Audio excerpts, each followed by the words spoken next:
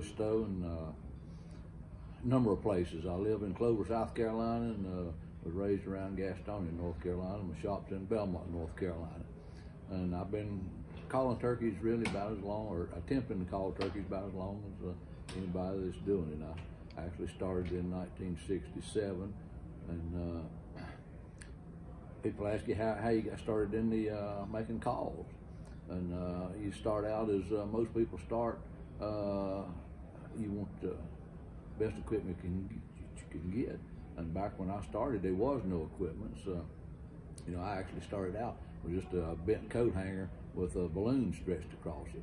And I guess you'd call it sort of like what a diaphragm is, but it was much bigger as a mouthful. But then that didn't seem to work too good. And you know, old houses back then, you know, a lot of them had the slate roofs and stuff. And I picked up some slate off of where an old house place was at, and sanded it down. And you know, Mr. Lynch, M.L. Lynch, was an institution, and one of his big things was making the slate calls. Had that little jet slate, so you know, you had an idea of what you wanted or somebody else had done.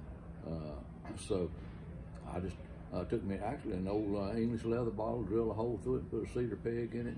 And back then it was common for everybody to burn the ends of them to sort of char, I guess, pretty much like a carbon fiber peg now.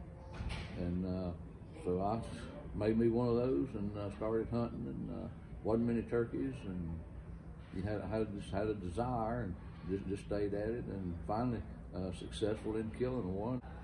I started wanting to get better and better and better, and I got encouraged to go to a couple calling contests and stuff, and did real well. Met the right people.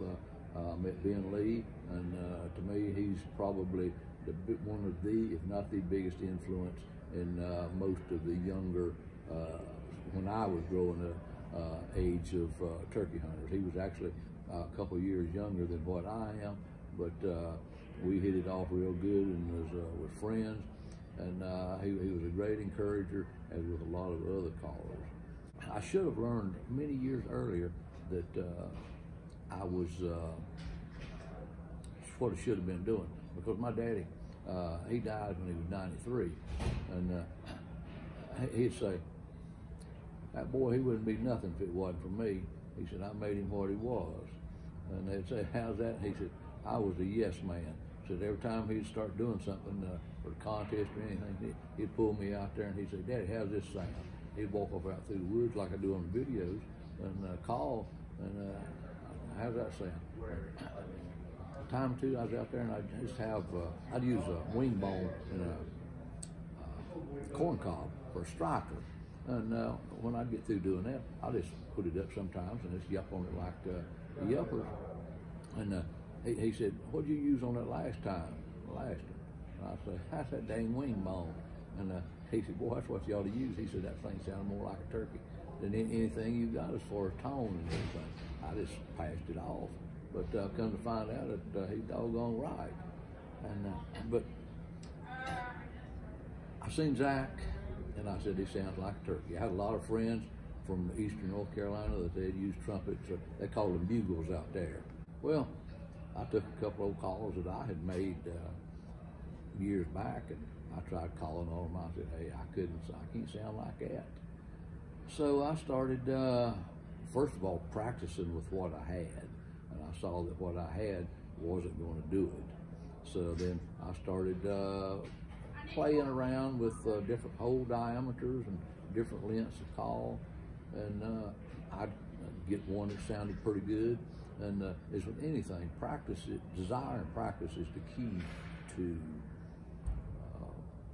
becoming proficient at it, especially desire. If you got the desire, you will work, do whatever it takes to become good or become proficient as your ability will allow you. But I'd make a call that sounded pretty good, and as I would get better, I would say that call doesn't cut it anymore. It's still a sort of an evolution. I still get better through practicing. I run calls every day just purely because I make them. I take them home. Every call I make, I'd say 99% of the calls I make, I take home. As soon as I walk in the door, my dog wants to smell them. He smells them, and I lay them there on the counter, and my wife pick them up and look at the beauty of them and feel them and say, that one looks better than the one yesterday or something like that. And she'll try calling on them. And so it's sort of a family affair that she's grew to where she's tolerable of me calling in the house. And that's sort of the story of how I got started in this and why. And it's something that anybody can do.